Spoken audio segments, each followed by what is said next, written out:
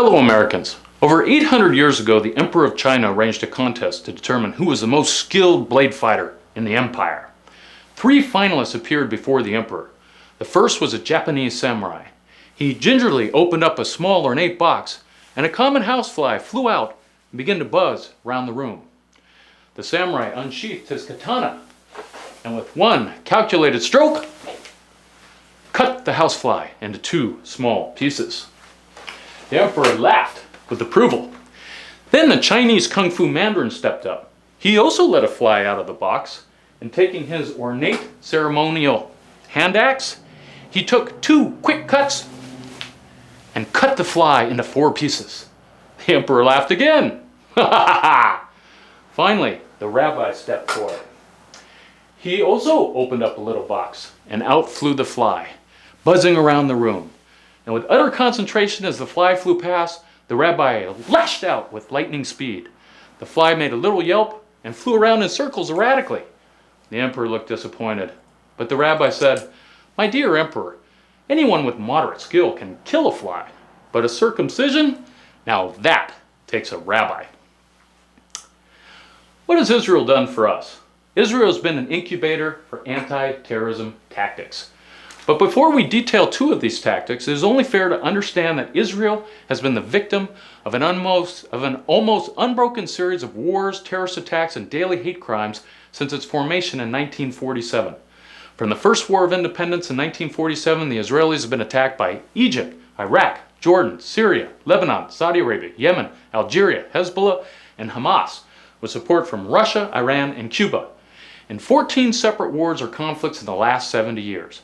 The Arabs and the Russian sponsors have killed about 11,000 Israeli soldiers and over 3,500 civilians.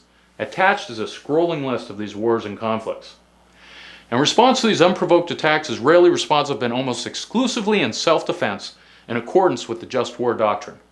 As a result of Israeli victory over the Arab coalition in the 6 Days Wars of 1967, Israel ended up with additional occupied territory known as the Golan Heights, the West Bank, the Gaza Strip, and the Sinai Peninsula of Egypt. Americans practice religious tolerance, so it is uncomfortable for us to discuss religious differences as a key factor in the antagonism between the Jews and Arabs. Yet these factors matter intensely to the participants, so some background information would be helpful. The Arabs are an ethnic group which speak their own language and which is comprised of about 60% Muslims and about 20% Christians. The Arabs outnumber the Jews about 3 to 1 in the occupied territories. In the pre-1967 borders of Israel, the Jews outnumber the Arabs by the same 3 to 1 ratio. If all the occupied territory population and the pre-1967 population was aggregated in a single state, the Arabs and Jews would have almost equal numbers. Thus, to preserve Israel as a Jewish democracy, a 2-state solution has been offered to the Palestinians by the Israelis many times, with the 2 conditions that they stop attacking the Jews and that they agree to an Israeli military presence to prevent hostile aggression. The Arab organizations known as the Palestinian Liberation Organization, the PLO, and its successor, Hamas, have rejected these 2 conditions and instead resorted to terrorism. This is a crucial point.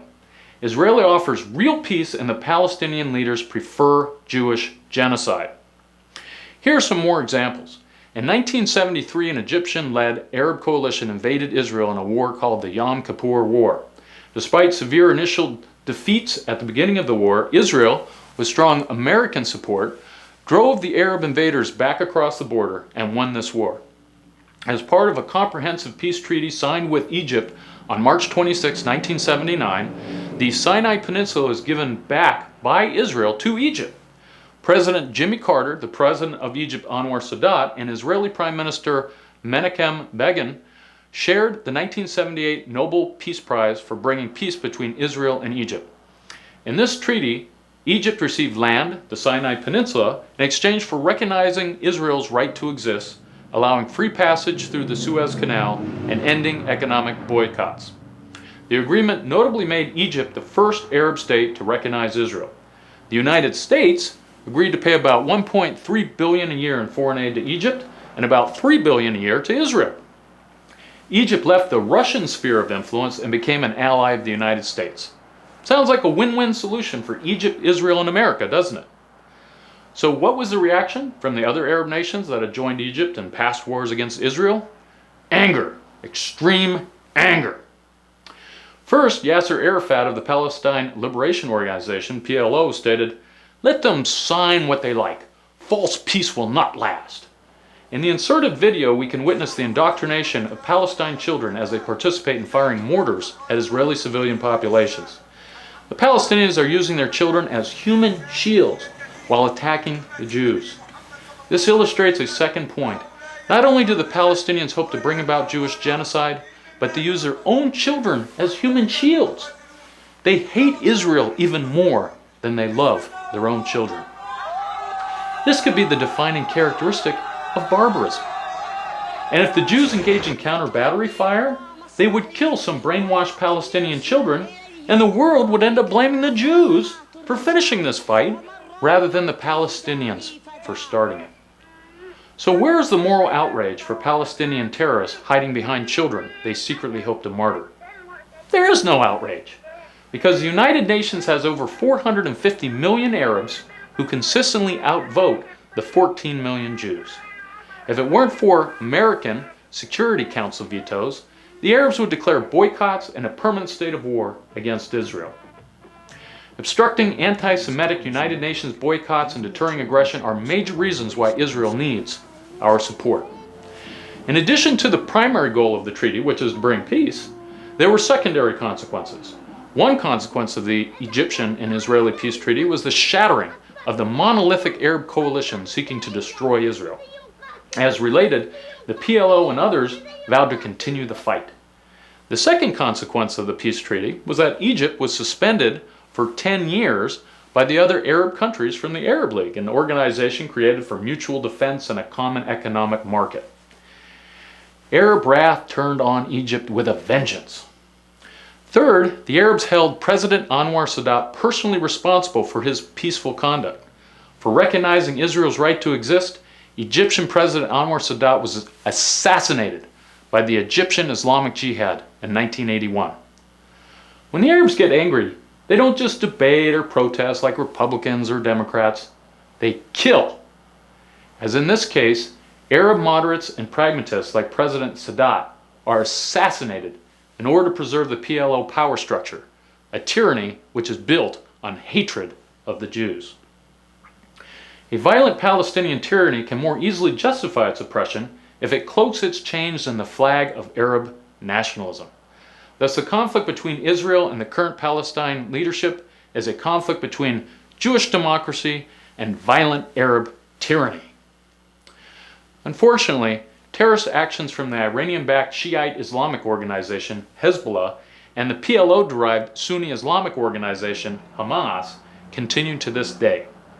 Violent Muslim terrorism, primarily motivated by anti-Semitism, is difficult for a secular and tolerant society like America to truly appreciate. But many Americans don't even try. They evidently belong in Egypt. They live in a state of denial. But as a result of real casualties in an unending series of defensive wars, terrorist attacks, and anti-Semitic hate crimes, the Israelis have been in a persistent state of declared or undeclared war. In a world with limited resources and unforgiving consequences, the concept of triage becomes increasingly necessary. Triage is the idea that you have to be as productive as possible, as quickly as possible, with limited resources.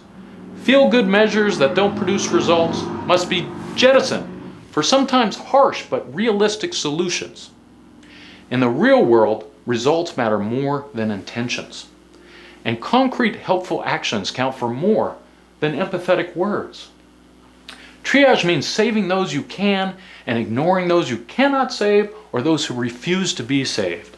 Now, with a better understanding of the anti-Semitic genocide being waged against the Jews, we more readily accept the moral necessity and the justification of the tactics that the Jews have taken in self-defense. So to separate the populations of primarily Jewish communities from primarily Arab Muslim communities, the Israelis built a great big wall. A huge wall! Huge! This 500-mile anti-terrorist wall and fence is up to 60 feet high and in some strategic locations has turrets and barbed wire. Tunnel detection equipment is utilized to prevent Hamas from smuggling arms into the occupied territories. How effective has this wall been? This huge wall has facilitated a 90% reduction in Israeli casualties due to terrorism. 90%. The wall works. It reduces terrorism, it prevents smuggling, it separates hostile religious communities. Good walls make good neighbors. This is the first of many lessons that we can learn from Israel. If America wants to reduce illegal immigration, reduce sanctuary city crime, reduce the welfare drain of 11 million illegal immigrants, then we need to build a huge wall. Huge! A big league wall. It's true. So true. What is the second tactic that the Israelis have used in the war on terror?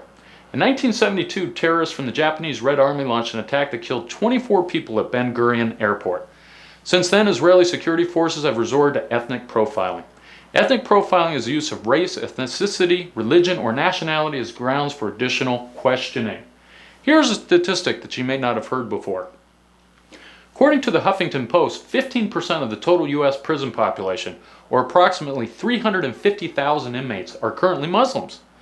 Yet the total Muslim population in America today is only 0.8%. 0.8%.